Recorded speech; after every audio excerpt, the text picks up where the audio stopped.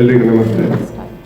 ವೇದಿಕೆ ಮೇಲಿರುವ ಹಾಗೂ ಕೆಳಗಿರುವ ಹಿರಿಯರಿಗೂ ಹಾಗೂ ಕಿರಿಯರಿಗೆಲ್ಲರಿಗೂ ರಾಮಕೃಷ್ಣ ಮಾಸ್ಟರಿಗೂ ಮತ್ತು ನನಗೆ ಒಂದು ತುಂಬಾ ವಿಚಿತ್ರವಾದ ಮತ್ತೆ ಅಪರೂಪ ಅಂತ ಹೇಳ್ಬೋದೊಂದು ಸಂಬಂಧ ಇದೆ. ಅವರು ಡೇ 1 ಈ ಶಾಲೆಗೆ ಸೇರಿದಾಗ ನಾನು ಇಲ್ಲಿ ವಿದ್ಯಾರ್ಥಿ ಆಗಿದ್ದೆ. ನಾನು ಅದೇ ವರ್ಷ ಶಾಲೆಗೆ ಸೇರಿದೆ. 89 ನಾನು 5ನೇ ಕ್ಲಾಸಿನ ಸ್ಟೂಡೆಂಟ್ ಆಗಿ ಸೇರಿದೆ. ನೀವು ಬಂದ ದಿವಸ ನನಗೆ ನೆನಪಿದೆ, ಒಂದು ಬಿಳಿ ಶರ್ಟ್ ಮತ್ತೆ ಬಿಳಿ ಪ್ಯಾಂಟ್ ಆಗಿ ಇನ್ಸರ್ಟ್ ಆಗಿ ಬಂದಿದ್ರು. ಅದು ಯಾಕೆ ಇನ್ಸರ್ಟ್ ಹೇಳ್ಬೇಕಂದ್ರೆ ಅವರೇ ಹೇಳಿದ ಹಾಗೆ ಈ ಶಾಲೆಯಲ್ಲಿ ಪ್ಯಾಂಟ್ ಧರಿಸ್ತಾ ಇದ್ದದ್ದು ರಾಮರಾವ್ ಮಾಸ್ಟರ್ ಮಾತ್ರ, ಅದು ಬಿಟ್ಟರೆ ರಾಮಕೃಷ್ಣ ಮಾಸ್ಟರ್ ಮಾತ್ರ. ಆ ಜನರೇಷನ್ ನಾವು ನೋಡಿ ಇವತ್ತು ಅವರ ಕರ್ತವ್ಯದ ಕೊನೆಯ ದಿವಸ ಕೂಡ ನಾನು ಇಲ್ಲಿದ್ದೇನೆ ಅನ್ನೋದು ತುಂಬಾ ವಿಶೇಷವಾದ ಸಂದರ್ಭ ಅಂತ ಹೇಳಿಕ್ಕೆ ಇಷ್ಟಪಡ್ತೇನೆ. ಈಗ 35 ವರ್ಷ ಅವರು ಕರ್ತವ್ಯ ನಿರ್ವಹಿಸಿದ್ದಾರೆ. ಯಾವನೇ ಒಬ್ಬ ವ್ಯಕ್ತಿ, ನಾನಾಗಿರ್ಬೋದು, ನೀವಾಗಿರ್ಬೋದು, ರಾಮಕೃಷ್ಣ ಮಾಸ್ಟರ್ ಇರ್ಬೋದು, ಯಾರಿರ್ಬೋದು, ಅವರಿಗೆ ಬೇರೆ ಬೇರೆ ಮುಖಗಳಿರ್ತವೆ, ಬೇರೆ ಬೇರೆ ಜವಾಬ್ದಾರಿಗಳಿರ್ತವೆ. ಒಬ್ಬ ಶಿಕ್ಷಕರಾಗಿರ್ಬೋದು, ಮನೆಯಲ್ಲಿ ಪೇರೆಂಟ್ ಆಗಿರ್ಬೋದು, ಸಾಮಾಜಿಕ ಚಟುವಟಿಕೆಗಳಲ್ಲಿ ಇರ್ಬೋದು, ಅಥವಾ ಕೃಷಿಕನಾಗಿ ಬೇರೆ ಬೇರೆ ಆಯಾಮಗಳು, ಬೇರೆ ಬೇರೆ ಜವಾಬ್ದಾರಿಗಳಿರ್ತವೆ. ಆ ಪ್ರತಿಯೊಂದರಲ್ಲೂ ಕೆಲವರು ಇಷ್ಟಪಡುವಂಥದ್ದು ಇರ್ಬೋದು, ಇಷ್ಟಪಡದೇ ಇರ್ಬೋದು. ಅದು ಎಲ್ಲರನ್ನೂ ಖುಷಿಪಡಿಸಿ, ಎಲ್ಲರನ್ನೂ ಇಷ್ಟಪಡಿಸಿ ಯಾರೂ ಇರ್ಲಿಕ್ಕೆ ಆಗುದಿಲ್ಲ. ಒಬ್ಬ ಶಿಕ್ಷಕರಾಗಿ ನಾನು ಅವರಿಂದ ಏನು ಪಡ್ಕೊಂಡಿದ್ದೇನೆ ಮತ್ತು ಈ ಸಂದರ್ಭದಲ್ಲಿ ಅವರ ಬೀಳ್ಕೊಡುಗೆ ಸಂದರ್ಭ ನಾನು ಏನು ಹೇಳಬೇಕು ಅನ್ನುವ ಒಂದು ಜವಾಬ್ದಾರಿ ನನ್ನ ಮೇಲಿದೆ. ಅದನ್ನು ಆದಷ್ಟು ಸಂಕ್ಷಿಪ್ತವಾಗಿ ಹೇಳಲಿಕ್ಕೆ ಇಷ್ಟಪಡ್ತೇನೆ. ರಾಮಕೃಷ್ಣ ಮಾಸ್ಟರ್ಗಿರ್ಬೋದು, ನನಗಿರ್ಬೋದು, ನಿಮಗೆಲ್ಲರಿಗಿರ್ಬೋದು, ಒಂದು ತಾರುಣ್ಯದಲ್ಲಿ ನಮ್ಮ ಮೊದಲನೇ ಪ್ರಯಾರಿಟಿ ಇರೋದು ಒಂದು ಕೆಲಸ ಸಿಗ್ಬೇಕು ಅಂತ. ಅದು ಸಂಬಳ ಎಷ್ಟು ಅನ್ನೋದಕ್ಕಿಂತಲೂ ಕೆಲಸ ಸಿಗ್ಬೇಕು ಅಂತ ಇರ್ತದೆ. ಕೆಲಸ ಸಿಕ್ಕಿದ ನಂತರ ಸ್ವಲ್ಪ ಸಂಬಳ ಜಾಸ್ತಿ ಆದ್ರೆ ಒಳ್ಳೇದು ಅಂತ ಇರ್ತದೆ. ಹೋಗ್ತಾ ಹೋಗ್ತಾ ಸಂಬಳ ಜಾಸ್ತಿ ಆಗ್ಬೇಕು, ಪ್ರಮೋಷನ್ ಸಿಗ್ಬೇಕು, ಅದೆಲ್ಲ ಆಸೆ ಆಕಾಂಕ್ಷೆಗಳು ಶುರು ಆಗ್ತದೆ. ಇದೆಲ್ಲ ಹೋಗಿ ನಾವು ಕೆಲಸದಲ್ಲಿ ಒಂದು ಸ್ಟೇಬಲ್ ಅಂತ ಆದ್ಮೇಲೆ ಅಥವಾ ನಾವು ಒಂದು ಗುರುತಿಸಿಕೊಂಡ ನಂತರ ಕೇವಲ ಸಂಬಳ ಒಂದೇ ನಮ್ಮ ಬದುಕಿನ ಪ್ರಯಾರಿಟಿ ಆಗಿರುವುದಿಲ್ಲ. ಸಂಬಳವನ್ನು ಮೀರಿದಂತಹ ತುಡಿತಗಳು, ಸಂಬಳವನ್ನು ಮೀರಿದಂತಹ ಒಂದು ಜವಾಬ್ದಾರಿಗಳ ನಿರೀಕ್ಷೆಗಳು ನಮ್ಮಲ್ಲಿ ಹುಟ್ಟಿಕೊಂಡು ಬರ್ತವೆ. ಹಾಗಾಗಿ ಒಬ್ಬ ವ್ಯಕ್ತಿ 35 ವರ್ಷವೋ 37 ವರ್ಷವೋ ದುಡಿದು ನಿವೃತ್ತರಾಗ್ತಾರಂತ ಅಂದ್ರೆ ಅವರು ಅಷ್ಟು ವರ್ಷ ಸಂಬಳಕ್ಕೋಸ್ಕರವೇ ದುಡಿದಿದ್ದಾರೆ ಅಥವಾ ಏನೋ ಒಂದು ಹೊರಿಸೆ ಜವಾಬ್ದಾರಿ ಮಾತ್ರ ಮಾಡಿದ್ದಾರೆ ಅಂತಲ್ಲ, ಅವರ ಆತ್ಮತೃಪ್ತಿಗೋಸ್ಕರ ಕೂಡ ದುಡಿದಿರ್ತಾರೆ. ನನಗೆ ರಾಮಕೃಷ್ಣ ಮಾಸ್ಟರ್ ಯಾಕೆ ಮುಖ್ಯ ಆಗ್ತಾರೆ ಅಂತಂದ್ರೆ, ಇವತ್ತು ನನ್ನ ಬದುಕಿನಲ್ಲಿ ನನ್ನಲ್ಲಿರುವ ಬಂಡವಾಳ ಅಂದ್ರೆ ಬರವಣಿಗೆ ಮತ್ತು ಮಾತು, ಅದು ಮಾತ್ರ, ಬೇರೆ ನಂಗೆ ಗೊತ್ತಿಲ್ಲ. ನನಗೆ ಅನ್ನ ಕೊಟ್ಟ ವೃತ್ತಿ ಕೂಡ ಅದೇ. ಅದಕ್ಕಿರುವ ತಳಹದಿಯ ನನ್ನ ಪಂಚಾಂಗವನ್ನು ನಾನು ಪಡೆದದ್ದು ಭಾರತೀಯ ಶಾಲೆಯಿಂದ.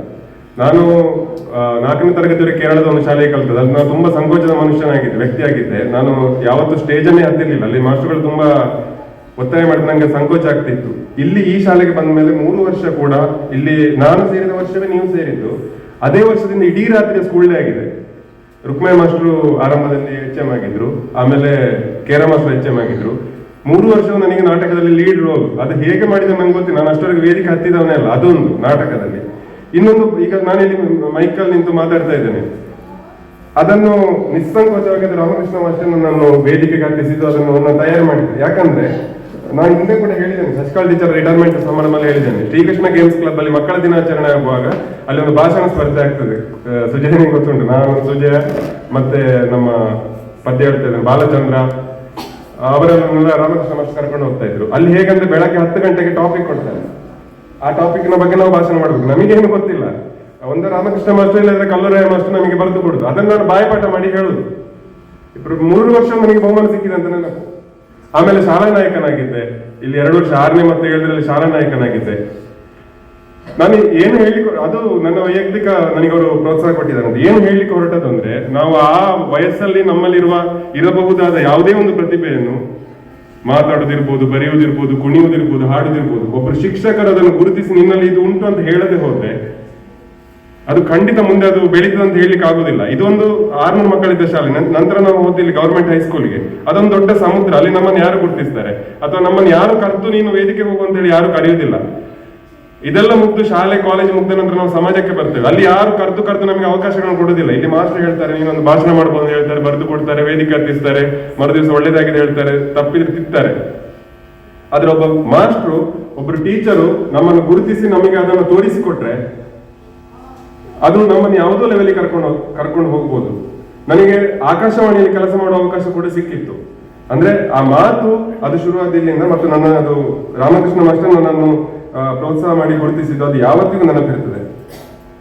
ಇನ್ನೊಂದು, ಆಗ್ಲೇ ಹೇಳಿದ ಹಾಗೆ ನಿಮ್ಮ ನಿಮ್ಮನ್ನು ನಾವು ನೋಡ್ತಾ ಇದ್ರು, ಇಲ್ಲಿ ಪ್ಯಾಂಟ್ ಹಾಕ್ತಾ ಇದ್ದ ಮಾಸ್ಟರ್ಗಳು ಯಾರು ಇರ್ಲಿಲ್ಲ, ಅದೆಲ್ಲ ಅವ್ರು ಇನ್ಶರ್ಟ್ ಮಾಡಿ ಬರುವುದು, ಮತ್ತೆ ಅವರು ಬೈಕಲ್ಲಿ ಬರ್ತಾ ಇದ್ರು, ಸ್ಕೂಟರ್ ಅಲ್ಲಿ ಬರ್ತಾ ಇದ್ರು. ಮತ್ತೆ ಅವರ ಚಟುವಟಿಕೆಗಳು, ಅವರ ಯೋಚನಾ ವಿಧಾನಗಳು ಸಹಜವಾಗಿ ಜನರೇಷನ್ಗೆ ವ್ಯತ್ಯಾಸ ಇರ್ತದೆ. ಪ್ರತಿ ಜನರೇಷನ್ ಕೂಡ ಅವರ ಅಪಿಯರೆನ್ಸ್ ಇರ್ಬೋದು, ಅವರ ಯೋಚಿಸುವ ರೀತಿ ಇರ್ಬೋದು, ಅವರು ತಗೊಳ್ಳುವ ನಿರ್ಧಾರಗಳಲ್ಲಿ ವ್ಯತ್ಯಾಸ ಇರ್ತದೆ. ಅದು ರಾಮಕೃಷ್ಣ ಮಾಸ್ಟರಲ್ಲಿ ಬೇರೆ ತರ ಇತ್ತು. ನಿಜವಾಗಿ ಅವರು ನಮಗೆ ಹೀರೋ ತರ ಆಗ ಅನಿಸ್ತಾ ಇತ್ತು ಅವಾಗ ನೋಡ್ತಾ ಇದ್ದಾಗ. ಆಮೇಲೆ ಅವರು ನಮ್ಮನ್ನು 7ನೇ ತರಗತಿಯಲ್ಲಿ ಇದ್ದಾಗ ಅವರಿಗೆ ಹೇಳಿದ್ರು, ಪ್ರವಾಸಕ್ಕೆ ಕರ್ಕೊಂಡು ಹೋಗ್ತಾ ಇದ್ದದ್ದು. ಅವರು ಪ್ರವಾಸಕ್ಕೆ ಕರ್ಕೊಂಡು ಹೋಗಿದ್ರು, ಬೇಲೂರು, ಹಳೆಬೀಡು, ಮೈಸೂರು. ನಾನು ಆಮೇಲೆ ಬೇಲೂರು, ಹಳೆಬೀಡು ಯಾವತ್ತೂ ಹೋಗ್ಲೇ ಇಲ್ಲ. ಒಂದು ಕೆಂಪು ಬಸ್, KSRTC ಬಸ್ಸಲ್ಲಿ, ಇಡೀ ಬಸ್ಸಲ್ಲಿ ನಾವು ಹೋದದ್ದು. ಅದು ವಿಜಯಲಕ್ಷ್ಮಿ ಟೀಚರ್ ಹತ್ರ ಫೋಟೋ ಇತ್ತು, ಅವ್ರಿಗೆ ಹಿಂದೆ ಒಮ್ಮೆ ಗ್ರೂಪ್ ಅಲ್ಲಿ ಶೇರ್ ಮಾಡಿದ್ರು. ಅದೆಲ್ಲ ತುಂಬಾ ಅಮೂಲ್ಯವಾದ ಕ್ಷಣಗಳು. ನಾವು ನಮ್ಮ ಮನೆಯಿಂದ ಪ್ರವಾಸಕ್ಕೆ ಹೋಗೋದನ್ನು ಕಲ್ಪಿಸಲಿಕ್ಕೆ ಸಾಧ್ಯ ಇಲ್ಲ. ಅಂತ ಸಂದರ್ಭದಲ್ಲಿ ನಮ್ಮನ್ನು ಕರ್ಕೊಂಡು ಹೋಗಿ ಅಂತ ಒಂದು ನೆನಪುಗಳನ್ನು ಕಟ್ಟಿಕೊಟ್ಟವರು. ಇಲ್ಲಿ ನನ್ನೊಟ್ಟಿಗೆ ಕಲಿತ ನನ್ನ ಜೂನಿಯರ್ಸ್ ಇದ್ದಾರೆ, ಅವರಿಗೆಲ್ಲ ಗೊತ್ತಿದೆ. ಅದನ್ನು ನೀವೀಗ ಹೇಳಿದ್ದೆ, ಕೆಲವರು ನೀವೇ ದುಡ್ಡು ಹಾಕಿ ಕರ್ಕೊಂಡು ಹೋದ್ರಿ ಅಂತ ಹೇಳಿ. ಅಂತ ನೆನಪುಗಳು ಅವಾಗದ್ದು ಸಣ್ಣ ಸಣ್ಣ ಕ್ಷಣಗಳಿರ್ಬೋದು, ಆದ್ರೆ ಇನ್ನೊಮ್ಮೆ ನಾವು ತಗೊಂಡು ಬರ್ಲಿಕ್ಕೆ ಆಗುದಿಲ್ಲ. ಅಂತ ನೆನಪುಗಳನ್ನು ನೀವು ನಮಗೆ ಕೊಟ್ಟಿದ್ದೀರಿ. ಇನ್ನೊಂದು, ನಿಮ್ಮ ವೃತ್ತಿಯಲ್ಲಿ ನೀವೊಂದು ತುಂಬಾ ವಿಶೇಷವಾದ ಒಂದು ಅಂಶ ನೀವು ಗಮನಿಸಿದಿರೋ ನಮ್ಗೆ ಗೊತ್ತಿಲ್ಲ. ನೀವು 35 ವರ್ಷ ಕರ್ತವ್ಯ ನಿರ್ವಹಿಸಿದ್ದೀರಿ. ಅದ್ರಲ್ಲಿ 50% ನೀವು ಮೊಬೈಲ್ ಇಲ್ಲದ ದಿನಗಳಲ್ಲಿ ಕೆಲಸ ಮಾಡಿದ್ದೀರಿ, 50% ಮೊಬೈಲ್ ಇದ್ದು ಕೆಲಸ ಮಾಡಿದ್ದೀರಿ.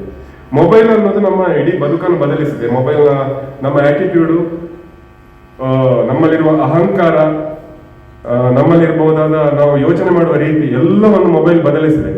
2001-2ರಲ್ಲಿ ನಮ್ಮಲ್ಲಿ ಮೊಬೈಲ್ ಚಾಲ್ತಿಗೆ ಬಂತು. ಆಮೇಲೆ ಅದು ವಿಸ್ತಾರ ಆಗ್ತಾ ಆಗ್ತಾ 2013-14ರಲ್ಲಿ ವಾಟ್ಸಪ್ ಬಂತು. ಯಾವಾಗ ವಾಟ್ಸಪ್ ಬಂತು ಆಮೇಲೆ ಅದನ್ನು ಹೇಳಲಿಕ್ಕೆ ಏನಿಲ್ಲ. ನಾವು 80ರಲ್ಲಿ ಹುಟ್ಟಿದವರು, ನಾವು ಸ್ಪಷ್ಟ, ನಮಗೆ ಈಗಲೂ ನಾನು ಕೆಲವೊಮ್ಮೆ ಫೇಸ್ಬುಕ್ ಅಲ್ಲೆಲ್ಲ ಬರೆದು ಹಾಕಲಿಕ್ಕೆ ಒಟ್ಟರಸಿ ಹೇಳುದು, ನಮಗೆ ಅದನ್ನ ಆಕ್ಸೆಪ್ಟ್ ಮಾಡ್ಲಿಕ್ಕೆ ಆಗುದಿಲ್ಲ. ಕೆಲವು ವಿಷಯಗಳನ್ನು ನಮಗೆ ಸ್ವೀಕರಿಸಲಿಕ್ಕೆ ಆಗುದೇ ಇಲ್ಲ. ನಾವು ಮೊಬೈಲ್ ಇಲ್ಲದ ಬದುಕನ್ನು ಕಂಡಿದ್ದೇವೆ.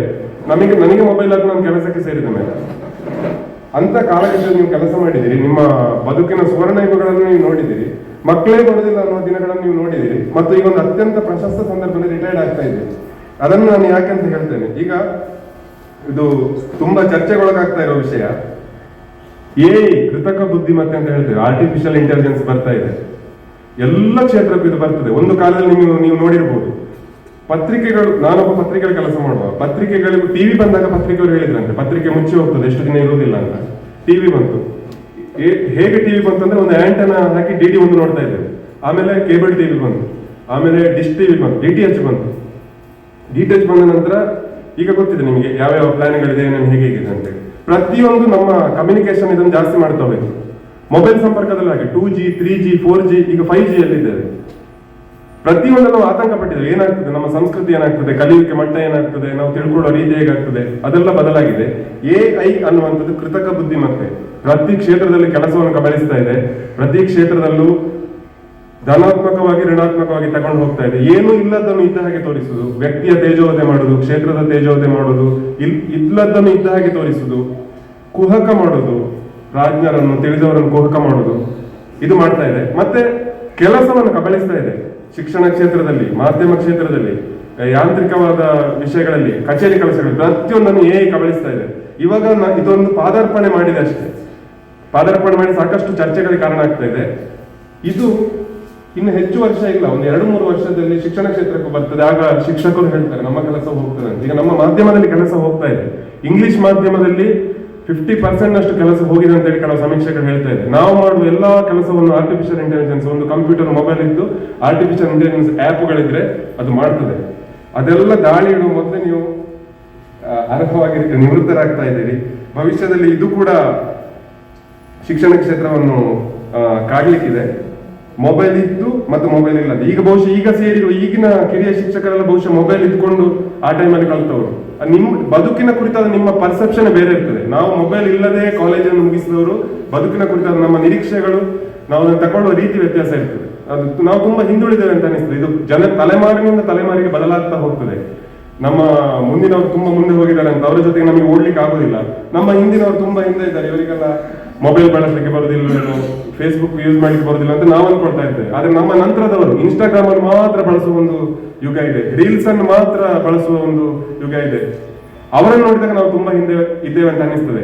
ಮೊದಲೆಲ್ಲ ಇದು 10 ವರ್ಷಕ್ಕೆ, 20 ವರ್ಷಕ್ಕೆ, 30 ವರ್ಷಕ್ಕೆ ಈ ತಲೆಮಾರಿನ ತಂತ್ರಜ್ಞಾನ ಬದಲಾಗ್ತಾ ಇತ್ತು. ಈಗ ವರ್ಷಕ್ಕೆ, ದಿನಕ್ಕೆ ಬದಲಾಗ್ತಾ ಇದೆ.